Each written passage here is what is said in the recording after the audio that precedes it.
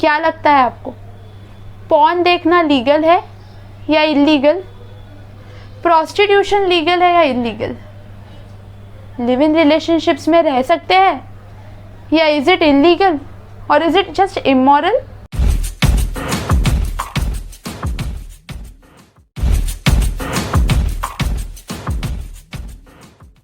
Hello everyone, welcome to laws in the air. आज हम जानेंगे कुछ ऐसी चीज़ें जो कि वैसे तो हमें इमोरल और इलीगल लगती है, लेकिन इंडिया में ये पूरी तरीके से लीगल है। So let's get started. The first topic is live in relationship. Now live in relationship मतलब क्या है? When to persons stay together in one house without having a marriage but having a physical contact. Okay, अभी ये जो live in relationship है ये western countries में तो बहुत ही प्रचलित है and it is very openly accepted.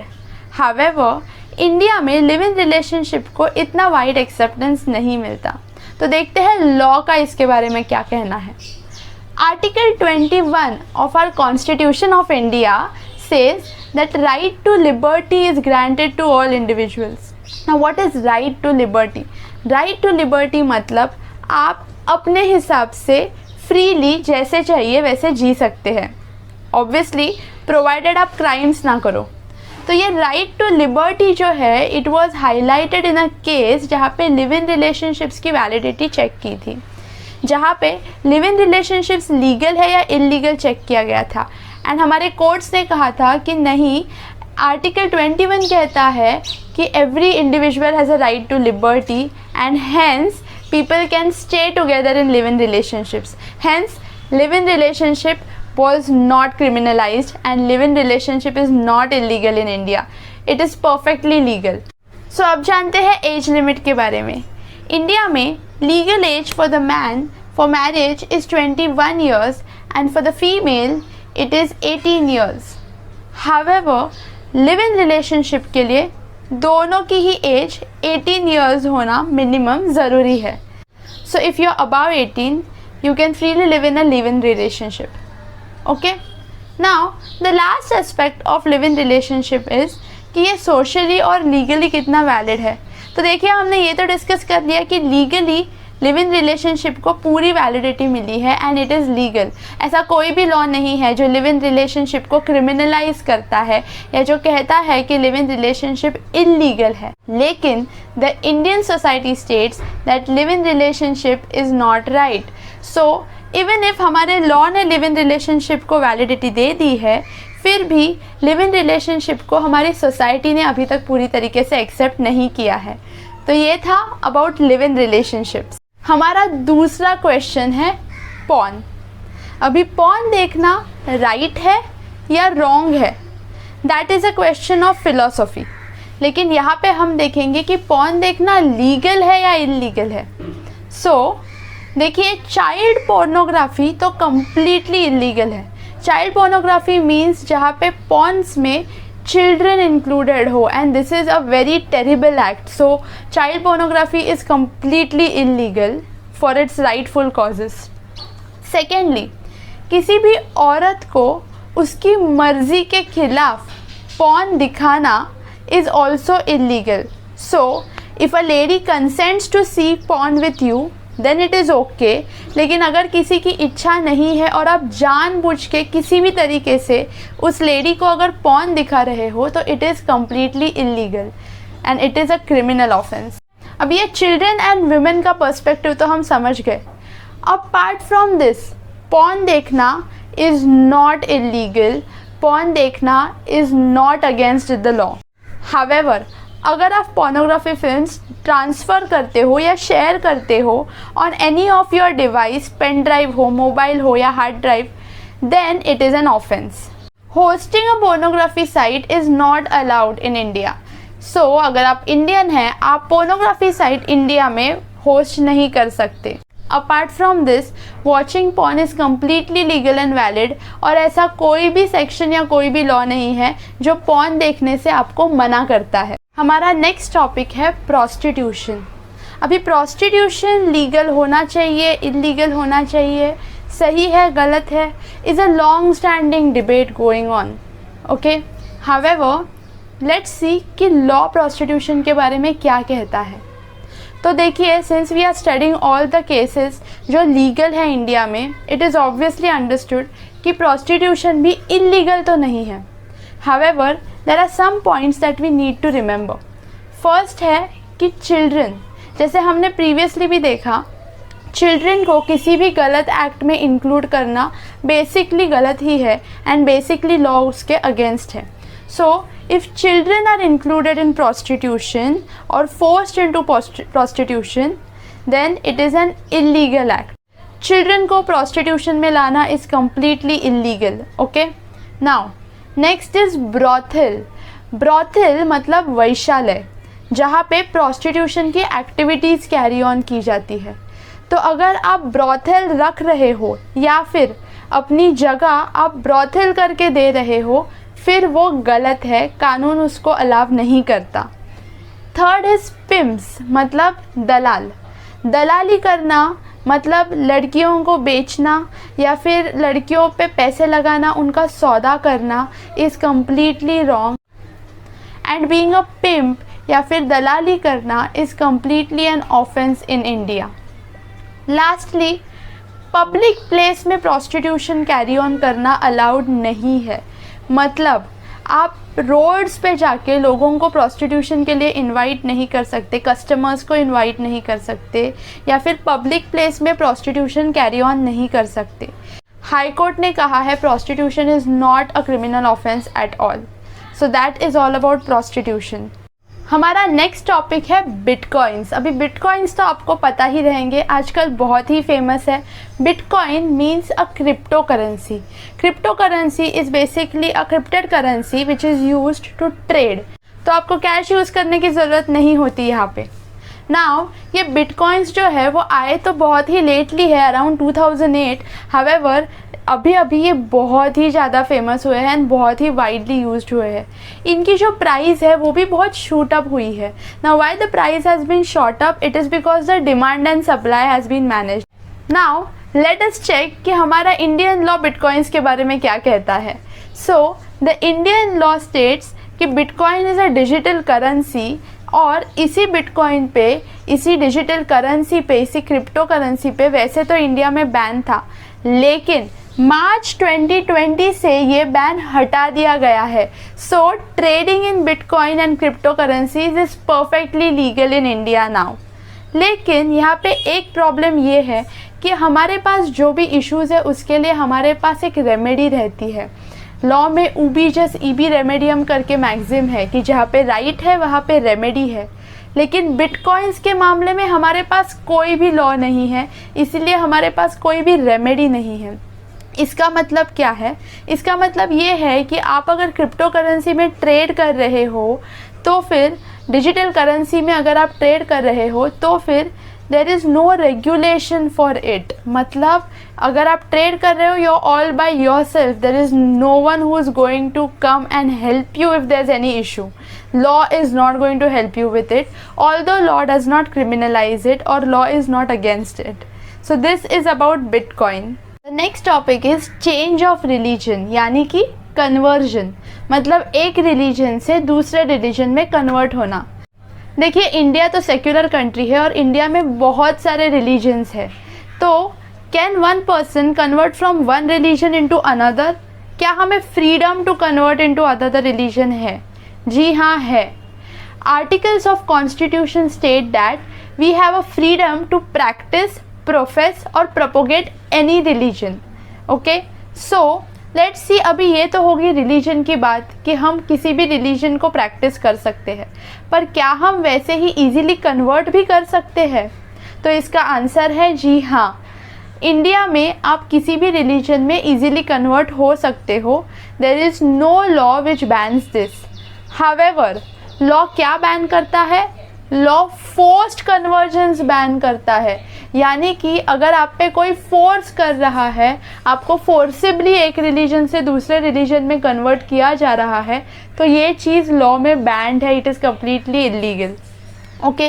However अगर आप अपनी मर्ज़ी से, खुद की इच्छा से, स्वखुशी से अगर आप चेंज कर रहे हो एक रिलीजन से दूसरे रिलीजन में, then it is completely allowed and it is valid in India, it is legal in India. तो ये जो एंटी कन्वर्जन लॉज है इंडिया में, ये क्या है? पहली बात तो एंटी कन्वर्जन लॉज ये पूरी इंडिया के लिए एप्लीकेबल नहीं है।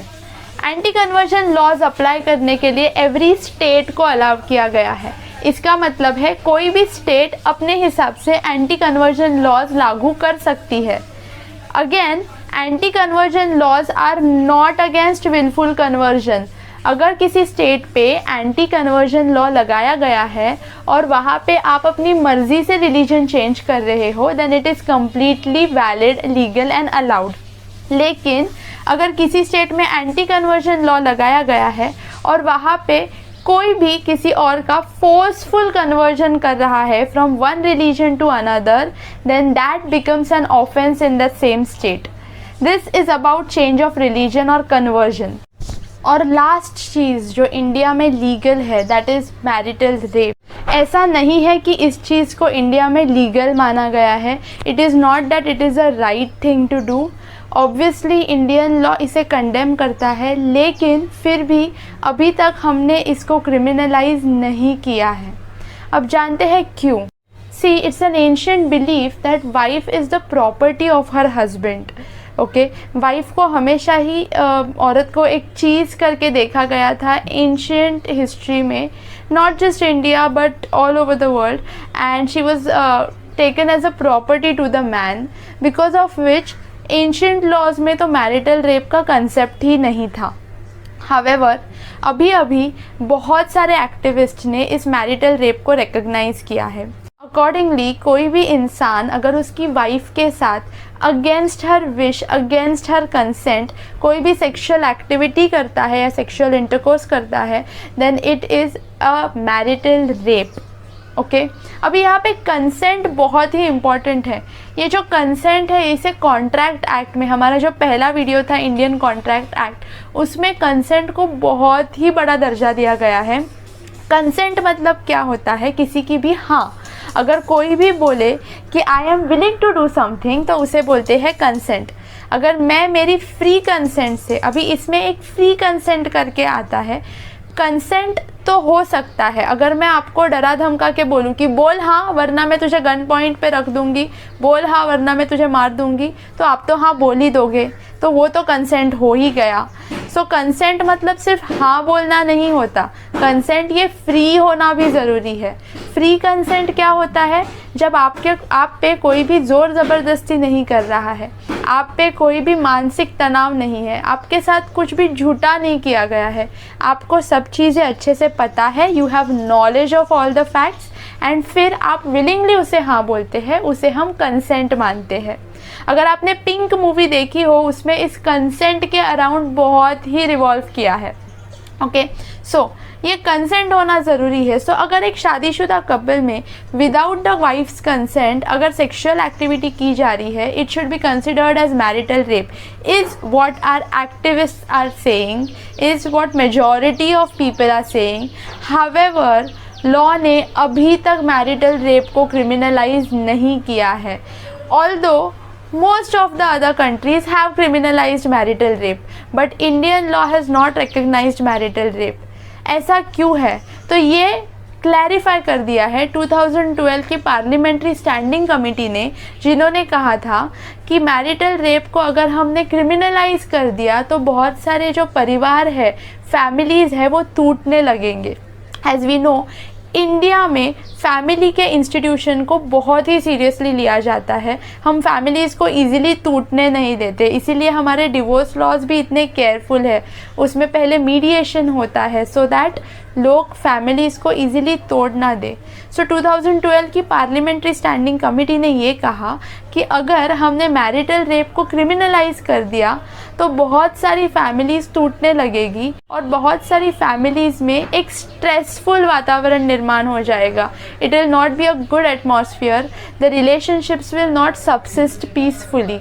इसीलिए मैरिटल रेप को अभी तक क्रिमिनलाइज नहीं किया है, although majority of people are against it. So this was about marital rape. Now this was all about the things that are legal in India. लेकिन वीडियो एंड करने से पहले हमें ये कंसेप्ट जानना बहुत ही ज़रूरी है. ऑब्सीनिटी. ऑब्सीनिटी यानी कि बेहुदापन, अश्लीलता या फिर इंडिसेंसी. इंडियन लॉ इंडिसेंसी को बहुत ही सीरियस टर्म्स में कंडेम करता है. यानी कि even if all this things are legal, फिर भी इन चीज़ों में आप अश्लीलता करना आपको अलाउड नहीं है. Now Indian Penal Code IPC section 292, 293 and 294 state करता है कि कोई भी अगर कोई भी ऑब्सीन चीज़ कर रहा है पब्लिक प्लेस में, या फिर ऑब्सीन चीज़ों को पब्लिश कर रहा है या फिर उन्हें प्रमोट कर रहा है, तो उसे पनिशमेंट होगी. इसी का हम कंटेक्स्ट लेते हुए देखते हैं इन चीज़ों को जिनको हमने अभी अभी लीगल कहा है. लिव इन रिलेशनशिप में हो, इसका मतलब ये नहीं कि आप पब्लिक चीज़ों पे जाके अश्लीलता कर सकते हो. Not at all. You have to maintain a decency that every other individual has to maintain. Secondly, pornography. Even if porn देखना इज़ नॉट इलीगल, फिर भी अगर आप पब्लिक प्लेसेस में पॉर्न देख रहे हो इन सच अ वे दैट सब देखे, then that constitutes to obscenity and that will be punishable under law. ये तो हमने वैसे भी कवर किया है कि प्रोस्टिट्यूशन घर में करो दैट इज़ अलाउड. हावेवर अगर आप पब्लिक प्लेस में जाके कर रहे हो या फिर अगर आप रोड्स पे उतर के लोगों को एंटाइज कर रहे हो, then that becomes an offence. इसका मतलब क्या है? इसका मतलब ये है कि इवन इफ़ ये चीज़ें लॉ ने क्रिमिनलाइज नहीं की है, फिर भी हमने ये ध्यान रखा है कि इन चीज़ों में कभी भी अश्लीलता या ऑब्सिनिटी नहीं आनी चाहिए. एंड अगर आप इन चीज़ों की लीगैलिटी का फ़ायदा उठा के कोई भी ऑब्सिनिटी या इनडिसेंसी कर रहे हो जिसके वजह से हमारे सोसाइटी का पीसफुल बैलेंस बिगड़ जाए, then you will be punishable under law. So this were all the things that are legal in India. Although prima facie तो हमें देख के ऐसे लगता है कि नहीं यार ये तो गलत है, ये लीगल नहीं होगा, लेकिन ये सब चीज़ें इंडिया में लीगल है. आज हमने जिन टॉपिक्स पे चर्चा की उस पे से किसी भी टॉपिक पे अगर आपको इंटरेस्ट है, अगर आप उस पर एक डिटेल्ड वीडियो देखना चाहते हैं, तो please comment in the comment section. And please share, comment and subscribe to the channel so that we spread more knowledge and we gain knowledge from others too. Let us make a big community who can come together and discuss things, discuss laws and discuss how we can make a better nation and how we can become a better human. So until the next video, bye. I hope you liked the session. If there is any criticism, if there is anything you want to tell, if there's any suggestion, I am open to all sorts of criticisms and suggestions. Please let me know. It will only help me improve. Apart from that, thank you for watching till the end and thank you for showing so much love and support. Please be healthy. अपना ख्याल रखिए. Be safe in these terrible times and keep learning.